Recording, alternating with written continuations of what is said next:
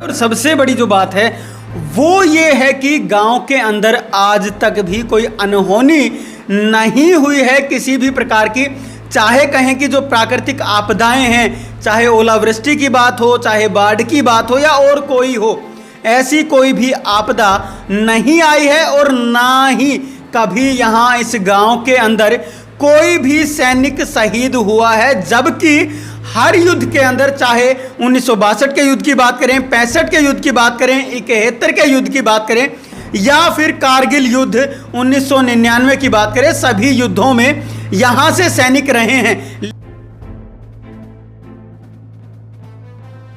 कि बंजारा वगैरह आए हुए थे, उनको पुत्र रत्न की प्राप्ति हुई थी, तो उसमें कुआं दोखने के लिए, जो हमारे हिंदू धर्म में कुआं दोखने के लिए जो प्रचलन है, उसके लिए कुआं गांव में हमारे में था नहीं, तो उन्होंने ये अपना कुआं बनाया था और वो अपना पूजन वगैरह करके ये कुआं गांव को दे के चले गए थे।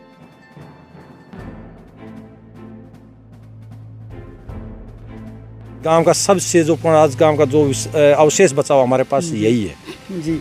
नमस्कार, आप देख रहे हैं स्टेट न्यूज हरियाणा और मैं हूं अमित अमन।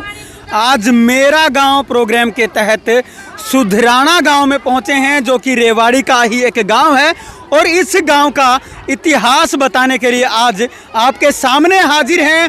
लगभग 1498 ईस्वी में ये गांव बसा था और गांव की बसासत यहीं से हुई थी। ठीक मेरे पीछे जो आप ये मंदिर देख पा रहे हैं, ये बाबा भैया धाम सुधराना है और यहीं से गांव की जो बसासत है वो शुरू हुई थी। जब पहले गांव बसा था तो साइड में जो टीला आपको नजर आ रहा है, वहां से शुरुआत हुई थी। गांव को जो बसाने वाले व्यक्ति थे उनका नाम था सुंदर राणा, जिनके नाम के ऊपर ये गांव बाद के अंदर बसा और सुधराना गांव का नाम पड़ा।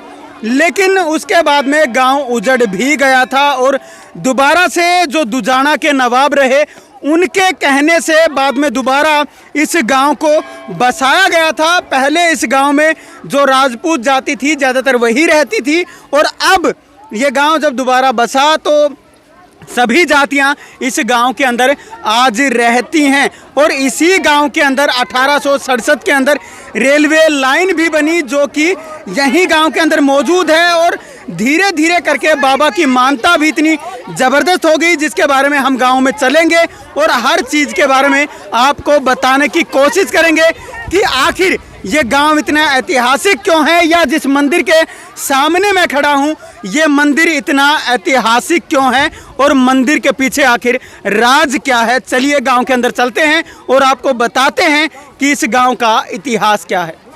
गांव की सबसे पवित्र जगह पे मौजूद हैं बाबा भैया का ये मंदिर है, जिसके बारे में बोला जाता है कि इसी मंदिर से स्थापना हुई थी इस गांव की और गांव के ही लोग भी हमारे साथ मौजूद है। चलिए इनसे जान लेते हैं मंदिर के विषय में और गांव के विषय में। आपका नाम बताएं पहले। मेरा नाम विक्रम सिंह है जी।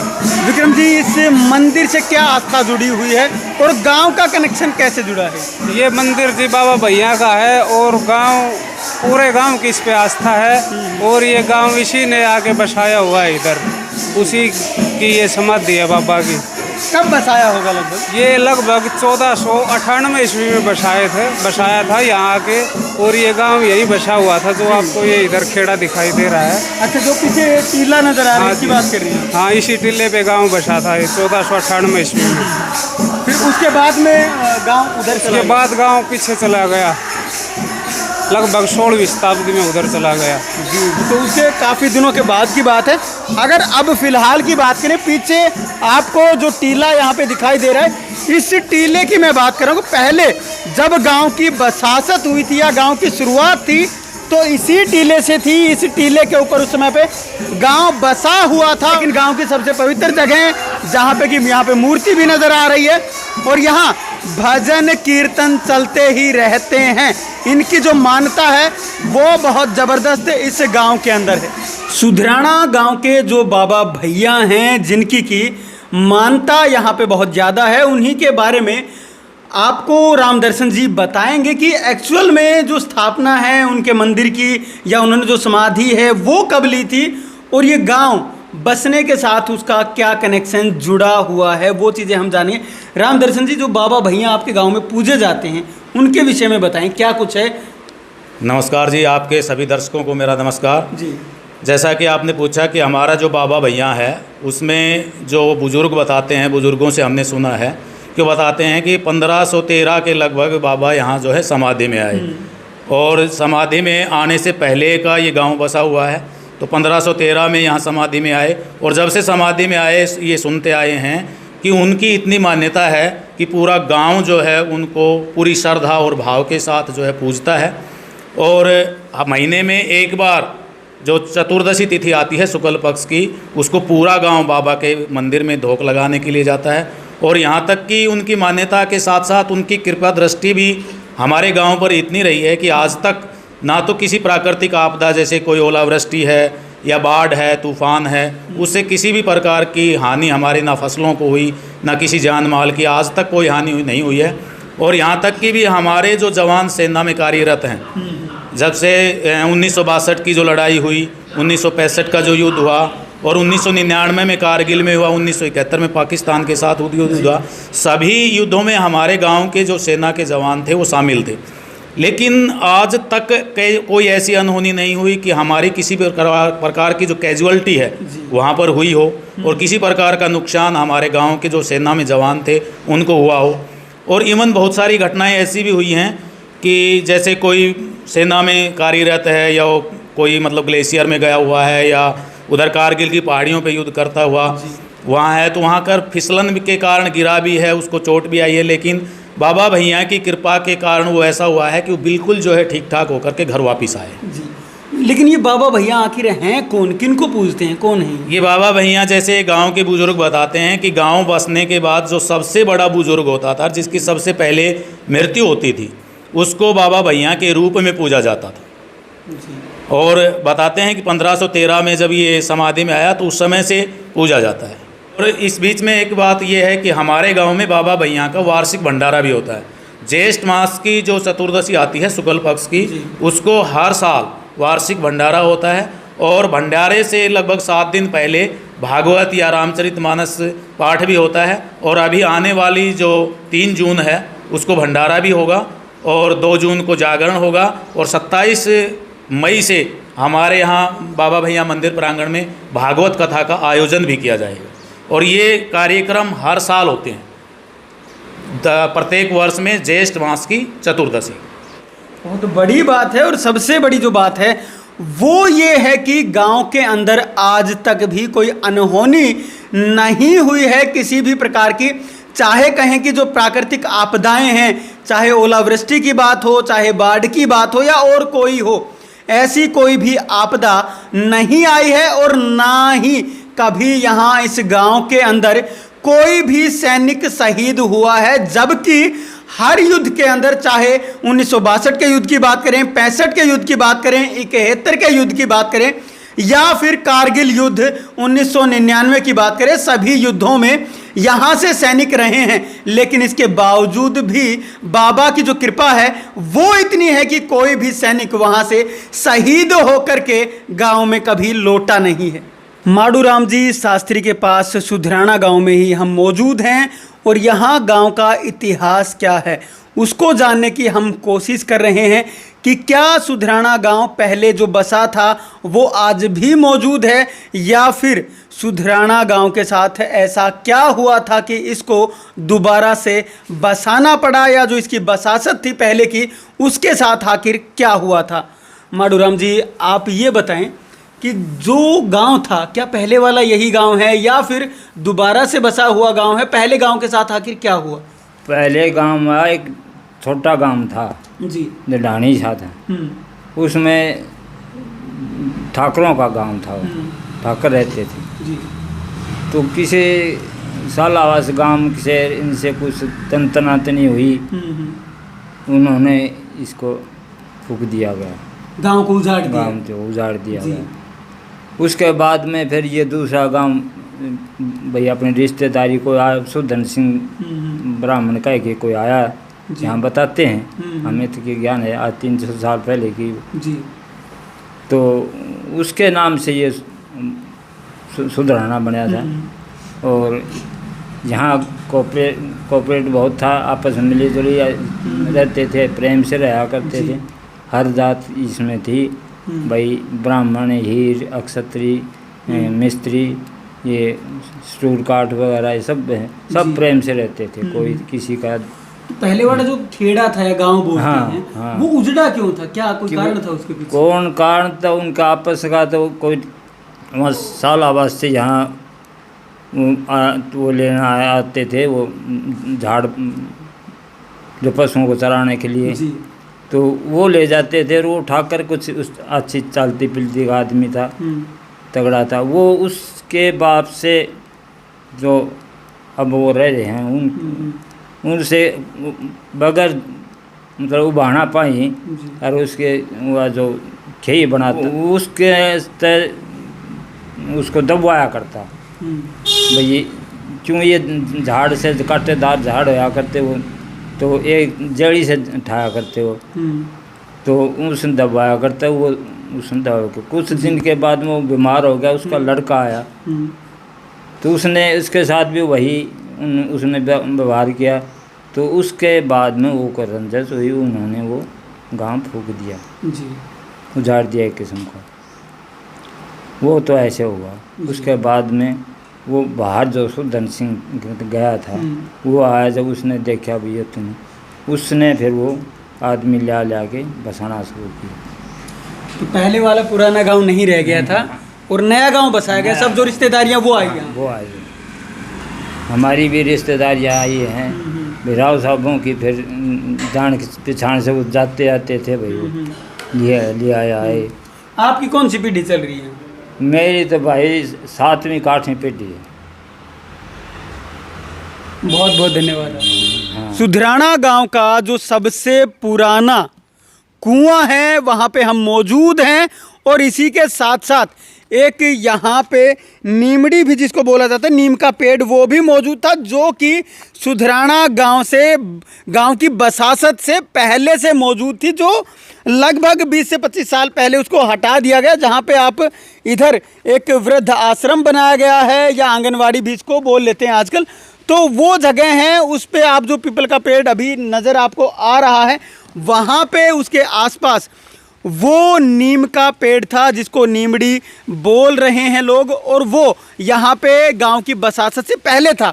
और उसके साथ साथ यहाँ एक जो कुआं है वो भी मौजूद है, और इस कुएं को भी आप देख पा रहे हैं। आज के जो हालात हैं वो भिन्न हैं, लेकिन ये कुआं भी बताया जाता है कि 200 से 250 साल पुराना है। और गांव के ही सत्यनारायण जी भी हमारे साथ मौजूद है, जो इन चीज़ों के बारे में बताएंगे। सर, जो यहाँ पे कुआं बना है या नीमड़ी का पेड़ था, इसके बारे में क्या है लोगों की राय, जो गाँव की अगर बात करें तो? नमस्कार भाई जी, मैं आपके चैनल के माध्यम से आपके सभी दर्शकों को मेरी राम राम। भाई साहब, यहाँ जो आप नीमड़ी के पेड़ के बारे में बात कर रहे हो, ये नीमड़ी का पेड़ हमारे गांव से करीबन 1544 ईस्वी में हमारा गांव यहाँ बसासत में आया था। उससे पहले का बताया गया, कि हमें बुजुर्गों को उनसे बुजुर्गों को पता करते करते ये पेड़ बताया गया है, जो बहुत भारी पेड़ था। किसी कारणवश वो पेड़ सूख गया था 20 साल पहले के आसपास, अब वो निकाल दिया गया यहाँ से। अब ये हमारा कुआं करीबन 250 साल पुराना कुआं है। ये बुजुर्ग बताते हैं, यहाँ कोई जैसे बाहर से कुछ सरकीबंद बंजारा वगैरह आए हुए थे, उनको पुत्र रत्न की प्राप्ति हुई थी, तो उसमें कुआं दोखने के लिए, जो हमारे हिंदू धर्म में कुआं दोखने के लिए जो प्रचलन है, उसके लिए कुआं गांव में हमारे में था नहीं जी, कुएं का पूजन करने के लिए, बल्कि तो उन्होंने ये अपना कुआं बनाया था, और वो अपना पूजन वगैरह करके ये कुआं गांव को दे के चले गए थे। इसमें तकरीबन गांव की सिंचाई का काम, जो खाने के लिए गेहूं वगैरह, जो चना उस टाइम यही होते थे, उनकी सारी सिंचाई ये कुआं करता था।